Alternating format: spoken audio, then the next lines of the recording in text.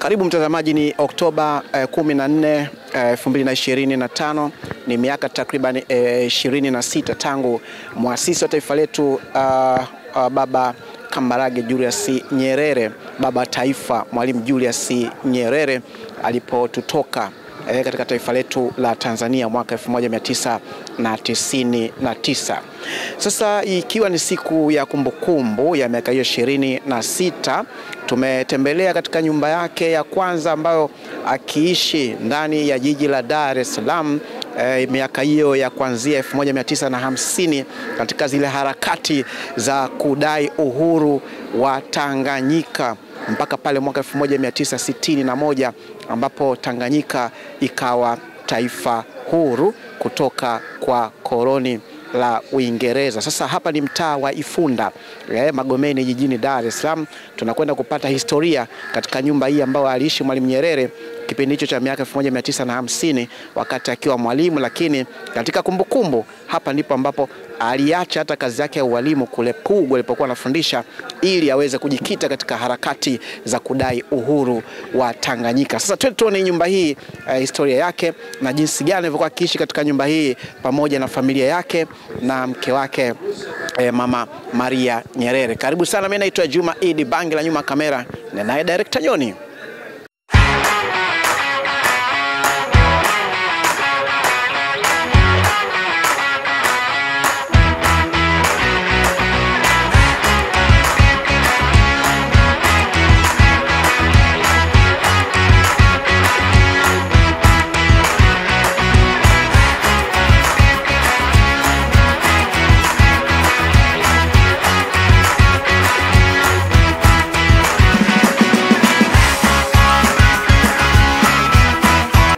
Kwa majina naitwa Mariam Jarita, ni afisa mwandamizi nyumba kumbukizi ya Mwalimu Nyerere.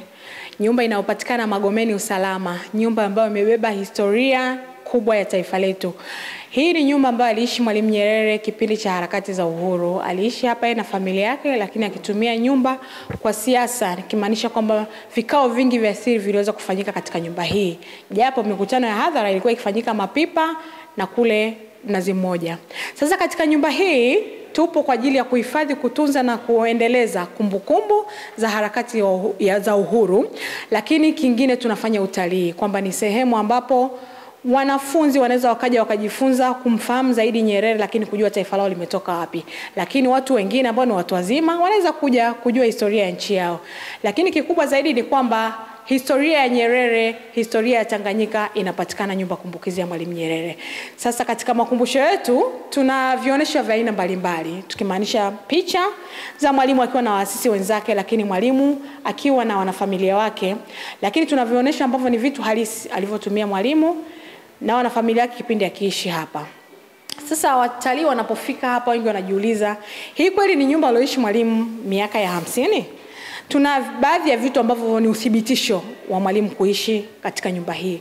Kwanza tuna video ikimuonesha mwalimu akiishi katika nyumba hii, lakini zipo hati kuanzia umiliki wa mwalimu, aliyemuuzia mwingine na mwingine mpaka nyumba inapokuja kuwa chini ya Wizara ya Maliasili na Utalii, idara ya mambo ya kale, ambapo kwa sasa inasimamiwa na TANAPA ambayo ndio ipo kutangaza, kuboresha na kuendelea kuhifadhi kumbukumbu hii na hazina ya nchi yetu. Sasa tukianza tu kwa hapa katika makumbusho yetu, nilivyoambia tuna hati ndio hizi hapa, mtaweza kuziona na kupata muda wa kuzisoma, lakini tuna vitu ambavyo vilimsupport mwalimu katika harakati, ikiwemo redio. Redio hii ilikuwa ni redio ambao na ilikuwa ikishika station nyingi za ndani na nje ya nchi, ambao kupitia hii mwalimu alipata taarifa nyingi za ndani na nje ya nchi ambazo ziliweza kumsupport katika harakati. Taifa fulani lipo linapambania uhuru wake, mwalimu aliona kwamba kumbe sio sisi tu ambao tunataka kujikomboa kutoka kwenye mikono ya koloni, lakini akisikia taifa fulani limejikomboa, kumbe inawezekana. Ile ilimpa chachu na ari ya kuendelea kupambana. Lakini leo ni miaka 26 tukimkumbuka mwalimu toka aondoke, lakini tunamkumbuka katika yapi? Ni katika uzalendo. Tuna uamuzi ambao tuliita uamuzi wa busara, ni uamuzi wa mwalimu kuacha kazi yake ya walimu aliyokuwa akilipwa na kwenda kwenye siasa ambayo hakujua malipo yake, lakini ni kwamba mwalimu alichagua nchi yake dhidi ya kazi yake.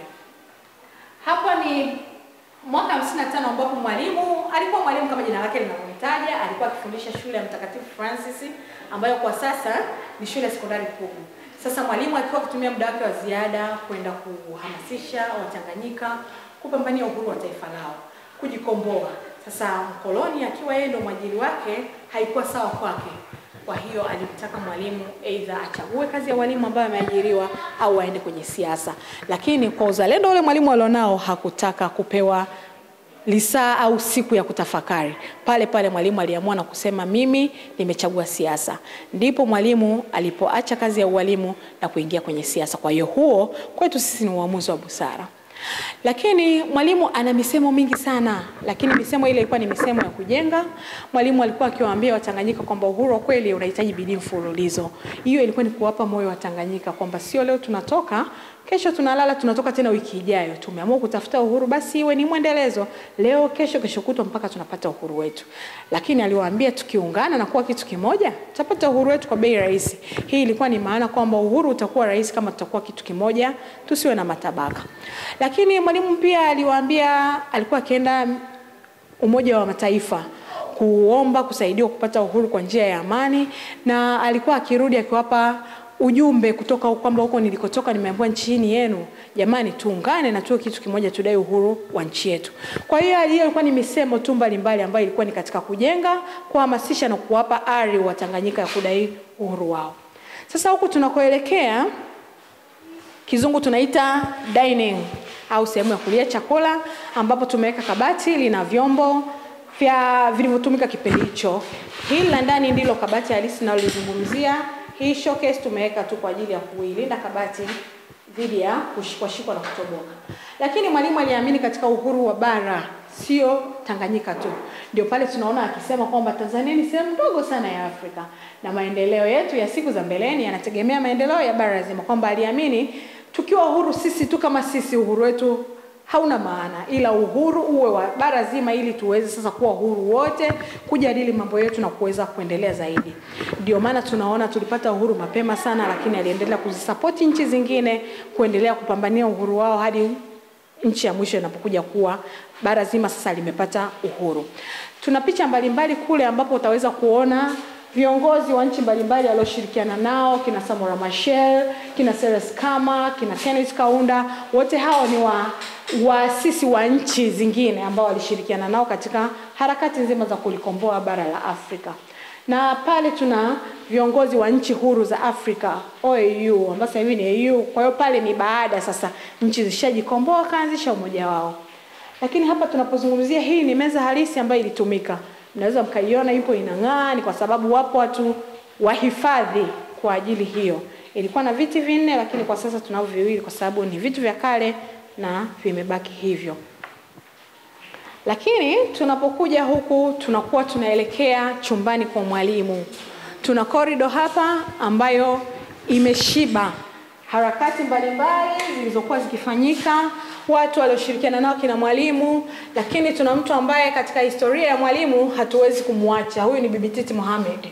Alipo mwalimu, huyu mama alikuwepo na alihamasisha wanawake wengi kuingia katika siasa, ambao kazi yao kubwa ilikuwa kwenye mikutano, wanafika wanacheza ngoma, wanakusanya, wanaimba nyimbo. Kwa hiyo watu wanahamasika, wanakusanyika, mpaka inapofika wakati mwalimu akifika inakuwa ni rahisi tu kufikisha ujumbe, watu wako tayari kwa ajili ya kumsikiliza. Kwa hiyo hatuwezi kuzungumzia historia ya Tanganyika, ukombozi wa Tanganyika bila kumtaja Bibi Titi Mohamed. Tutakapoenda kule jikoni utaweza kuona wanawake ambao Bibi Titi aliwahamasisha na walikuwa vinara katika ukombozi wa Tanganyika. Huku ni baadhi tu ya mikutano ya wazi ambayo ilikuwa ikifanyika.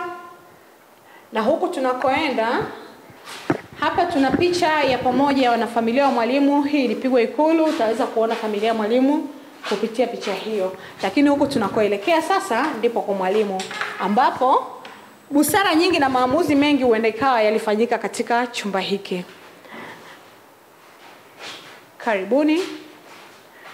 Tuna kochi hapa ambalo mwalimu alipenda kukaa.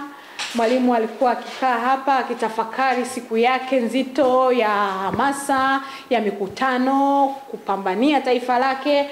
akikaa hapa akisoma magazeti, lakini akisoma vitabu. Mwalimu pia alikuwa ni mwandishi mzuri wa vitabu, kwa hiyo tukaona kwa nini tusiweke kabati hapa tukaweka vitabu alivyoandika mwalimu, vilivyoandikwa na waandishi wengine kuhusu mwalimu, harakati za uhuru, kwa sababu kama alivyowaambia kuna uamuzi tulioita wa busara. Kuna mwandishi tu alivutiwa na akaandika kitabu. Kuna kesi ya uchochezi, mwalimu alishtakiwa kwa kesi za uchochezi. Uchochezi wenyewe ukiwa ni ule anavyowaambia Watanganyika, msikubali, nyie mnajitambua, ni watu timamu, kwa nini mtawaliwe? Tupambane, tulikomboa taifa letu. Kwa hiyo waandishi walivutiwa na waliandika. Lakini kuna misemo mingi sana ya mwalimu ambayo pia tuna vitabu vikizungumzia, lakini tuna kitabu kikizungumzia maisha ya mwalimu kwa ujumla, kuanzia kuzaliwa, kukua, hadi uongozi, hadi kufariki. Kuna watu pia wameandika. Lakini sasa katika misemo ya mwalimu tunaenda, anasema kwamba uhuru ukizidi ni fujo, uhuru ukivuka mipaka ni fujo. Kwa hiyo tunaona kwamba mwalimu aliona kabisa kwamba tunapambania uhuru, lakini uhuru uwe na mipaka. Kwa hiyo miaka 26 ya leo tunaona kwamba huu uhuru tulionao tufate mipaka ambayo ni misingi na sheria zilizowekwa, ili uhuru wetu uwe na amani na uweze kuendelea. Tutakapovuka mipaka ile sheria zilizowekwa, ina maana sasa inakuwa ni fujo. Kwa hiyo kwa miaka 26 tuendelee kumwenzi mwalimu katika hayo aliyosema kwamba uhuru uwe na mipaka, lakini tumwenzi katika uzalendo. Mwalimu alikuwa mzalendo sana. Lakini tukija hapa tuna sanduku hili ambayo sisi binafsi hapa kituoni tunaliita sanduku la uhuru, kwamba aliweka nyaraka zake zile muhimu za kumsaidia na kumsupport, hasa kipindi hicho akienda Umoja wa Mataifa. Alikuwa akienda kule inabidi atoe hotuba zile, kwa nini anaamini kwamba tunaweza kujisimamia, kwa nini ukoloni uondoke, kwa ni vitu kama hivyo. Kwa hiyo kwa upande huu tunamzungumzia mwalimu, na hapa ni upande tu wa mila. Mwalimu alikuwa ni mzanaki, kijembe hicho ni cha kizanaki, lakini kiti mwalimu alikalishwa kupewa baraka na wazee, kwamba sasa mwalimu asingekuwa rais, wendekao angekuwa ni chifu wa kizanaki. Sasa ameshakuwa anaenda kulihudumia taifa zima na sio kabila tu. Kwa hiyo wazee walimkalisha na kumpa baraka zao. Lakini upande huu ni wajuze tu kwamba kama hamjui, Mama Maria pia alikuwa mwalimu. Kwa hiyo tuna historia yake fupi hapa ipo. Lakini pamoja na kwamba wote walikuwa ni walimu, wameelimika, hawakuacha asili, walitumia chombo hiki kuchemsha dawa zao za asili. Kwa hiyo hayo ndio machache kuhusu mwalimu. Lakini tukija hapa, hiki kitanda cha spring na sufi kilitumika na mwalimu na Mama Maria kwa kipindi hicho. Ndicho chenyewe halisi. Hapa tuna mlango ambao tumeuita mlango wa dharura kutokana na maelezo ya matumizi yake. Kwamba huu mlango hapa nimemwambia ni chumbani kwa baba. Kwa hiyo baba yupo amebisha hodi, mtu ambaye labda hataki kuonana naye alikuwa akitumia mlango huu kuondoka. Kama nilivyowaambia, nyumba ya mwalimu haikuwa na fence na mliweza kuiona, alikuwa akitoka na kuweza kuondoka.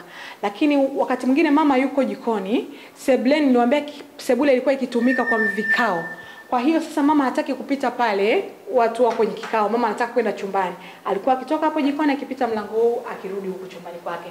Kwa hiyo ndio maana mlango huu tukauita mlango wa dharura.